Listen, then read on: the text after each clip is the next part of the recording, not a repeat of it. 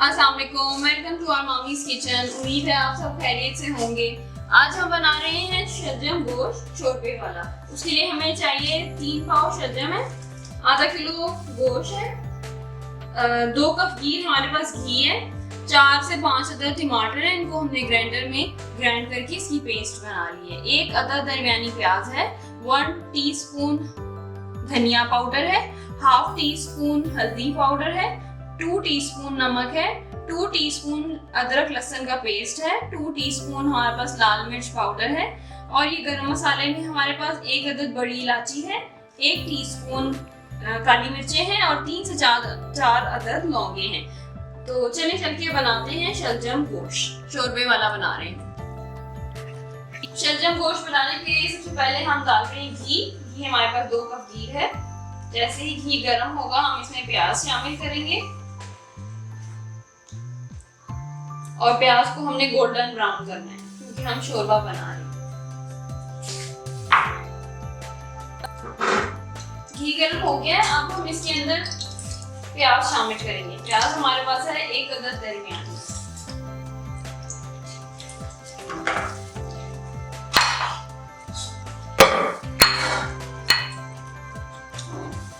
साथ ही हम गरम मसाला डाल देंगे।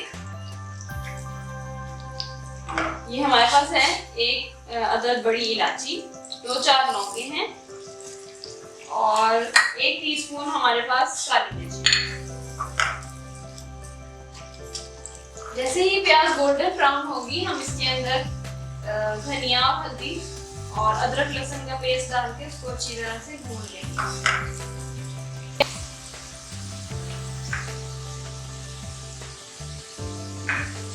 प्याज अब गोल्डन ब्राउन हो गई है। अब देखिए ना इससे कम होनी चाहिए ना ही बहुत ज्यादा, इससे ज्यादा होनी चाहिए वरना शोरबा मीठा बनेगा। अब हम इसके अंदर धनिया डाल रही है, हमारे पास 1 टीस्पून है, हल्दी है हमारे पास हाफ टीस्पून और अदरक लहसुन का पेस्ट है हमारे पास 2 टीस्पून।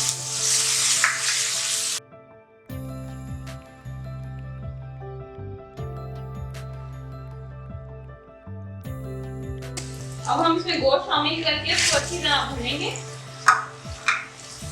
और फिर हम इसके अंदर टमाटर शामिल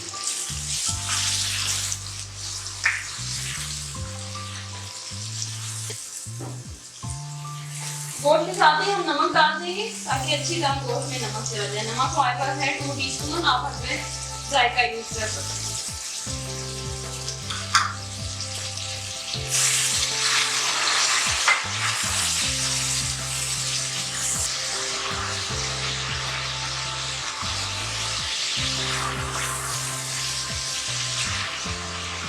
जैसे गोश्त का कलर चेंज हो जाए, थोड़ा सा ये भुना भुना हो जाएगा, इसके अंदर अब हम टमाटर और लाल मिर्च पाउडर शामिल करेंगे।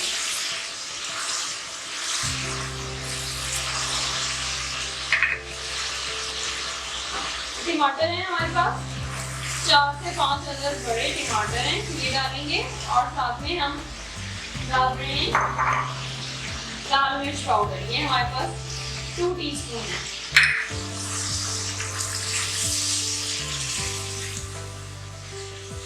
टमाटर को डाल के हम अब अच्छी तरह भूनेंगे। हम शोरबे वाले शलजम गोश्त बना रहे हैं तो हम इसमें पानी डालेंगे।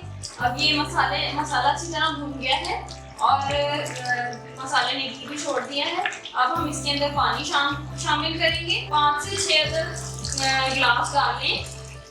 फिलहाल हम इतना डाल रहे हैं कि गोश्त गल जाए। अगर आप 20 में बना रहे हैं तो आप हाफ आवर के लिए कुकर बंद करेंगे। अगर आप मटन में बना रहे हैं तो आप 20 to 25 मिनट्स के लिए रख सकते हैं। और अगर आप चिकन में बना रहे हैं तो चिकन डाल के साथ में शलजम डाल के आप 2 मिनट के लिए रखेंगे तो आपकी हांडी रेडी हो जाएगी।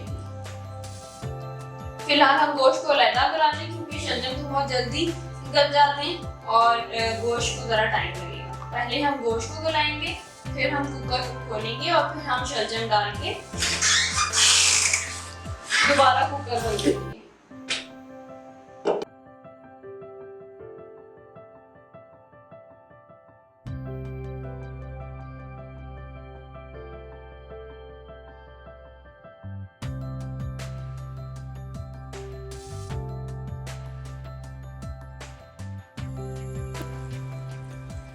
गोश्त हमने गला लिया है और अब हम इसके अंदर शलजम शामिल करेंगे।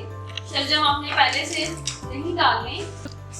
शलजम हमारे पास 3 पाव है। हमने गोश्त के साथ नहीं डालने वरना शलजम भूल जाएंगे। पहले गोश्त को गला लें। अगर आप मुर्गी डाल रही हैं तो आप तब डाल सकते हैं मुर्गी के साथ ही। गोश्त के साथ आपने शलजम डालने नहीं है क्योंकि वो घुल जाएंगे। जब गोश्त आपने गला लिया है अब हम कुकर बंद करके शलजम के लिए 2 मिनट सीटी के बाद टाइम देखेंगे और फिर हमारे पास और फिर हम धनिया ऊपर से डालेंगे गार्निशिंग के लिए और शलजम गोश्त शोरबे वाला तैयार हो जाएगा। धनिया डालें और इसको अच्छी तरह गार्निश करें, मिक्स करें। धनिया से गार्निशिंग करके ज़्यादा पसंद है आपको, आप ज़्यादा इस्तेमाल कर सकते हैं। इसको अच्छी तरह डालें, काट के धो के धनिया को काट के डालना है। और ये आपके पास शलजम गोश्त हमारे पास शोरबे वाला तैयार है। आपने इसका शोरबा भी देख लेना है। अगर आपको गाढ़ा पसंद है तो ठीक है, नहीं तो पानी डाल के एक उबाल दे सकते हैं। बहुत ज़्यादा पतला नहीं कीजिएगा। और यहाँ पे आप नमक भी अपना एडजस्ट कर सकते हैं अगर हल्का हो गया तो। और ये हमारे पास शलजम गोश्त तैयार है। इसको खाएं, इसको ट्राई जरूर कीजिएगा। रोटी के साथ सर्व करें, बॉइल्ड राइस के साथ भी बहुत अच्छे लगते हैं ये। और हमारे चैनल को प्लीज शेयर करें, लाइक करें, सब्सक्राइब करें। Thank you so much for watching. Allah Hafiz.